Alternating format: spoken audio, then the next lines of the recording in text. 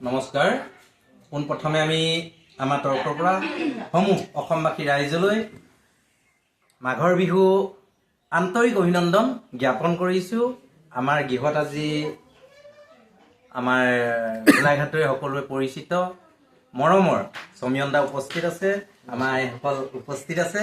সেয়ে আমি ভোগালী বিহু উপলক্ষে সমগ্ৰ অসমবাসী ৰাইজলৈ আন্তৰিকতাৰে অভিনন্দন আগবঢ়াইছোঁ।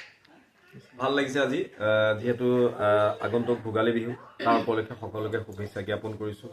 ভোগালী বিহু উলগ যাচিছোঁ আৰু সকলোৱে মিলিজুলি আমাৰ যিটো ভোগৰ উৎসৱ ভোগালী বুলি কওঁ তাত সকলোৱে মিলিজুলি এসাঁজ খাব, আনন্দ কৰিব আৰু অতি আনন্দ খালি কৰিব নালাগে। এটা হিচাপৰ ভিতৰত আমি সকলোৱে বিহু উদযাপন কৰিম। আৰু আজি আহি আমি অসমৰ এগৰাকী বিশিষ্ট ঢুলীয়া শিল্পী ঢোলৰ ওজা জয়ন্ত কোঁৱৰৰ ঘৰত উপস্থিত হ'লোঁ। ইয়াত যিহেতু খুব সুন্দৰকৈ এটা ভেলাঘৰ বনাইছে, আমি ভেলাঘৰ বাতৰি পৰিৱেশন কৰিবৰ কাৰণে উপস্থিত হ'লোঁ। খুব ভাল লাগিলে আৰু খন্তেক সময়ৰ পিছতে আমি সেই ভেলাঘৰৰ বাতৰিটো প্ৰচাৰ কৰিম নিউজ লাইভত, আপোনালোক সকলোৱে চাব। ধন্যবাদ।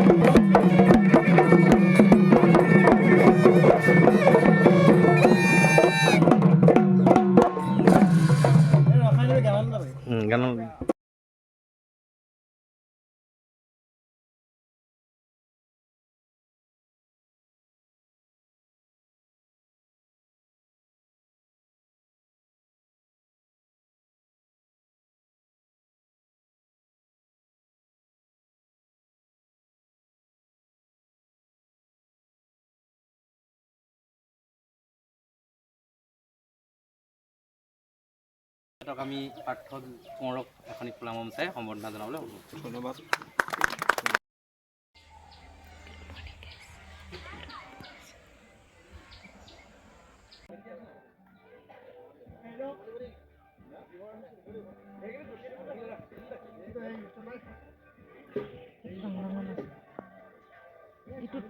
ইখনত বেছি ডাঙৰ ডাঙৰ আহিলে।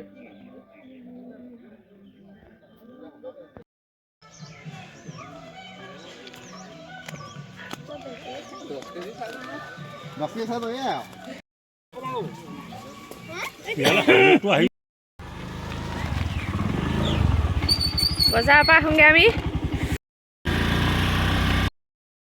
এয়া শাক কাটি আছোঁ। এইফালে চবকে ঠাই দেখাই দিয়া, চবকে দেখাই। কোমোৰা কাটিতো হাঁহে কোমোৰাই নাই আলু পতা লাহে লাহে নিয়া, এনেকৈ লাহে লাহে আলু আনিলেগৈ নে? আনিলে, কাটি আছে। চব উঠাই দিয়া, ভেলাঘৰ, মাইক ছেট।